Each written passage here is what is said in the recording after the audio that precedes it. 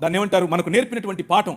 ఆయన మనుష్యులను తన స్వరూపమందు తన పోలిక చొప్పున చేసి దేవాలయము అనగా భూమ్యాకాశములు అనేటటువంటి తన నివాస స్థలమును చేసుకుని 6 దినములు దానిని అలంకరించి పగటికొక వెలుగు రాత్రికొక వెలుగు ప్రపంచములో అన్ని వనరులు అందరికీ అందులాగున దానిని శృంగారించి ఆ మందిరములో ఆ భవనములో 7వ దినమున రాజై ఆకాశమును తన సింహాసనముగా భూమిని తన పాదపీఠముగా చేసుకుని విరాజమానుడయ్యాడు. నీ రాజు. ఆ రాజు నిన్ను పిలిచి అన్నాడు, యు ఆర్ మై రిప్రజెంటేటివ్. నువ్వు నా ప్రతిబింబం, నువ్వు నా ప్రతినిధి, నువ్వు నా ప్రతిమ.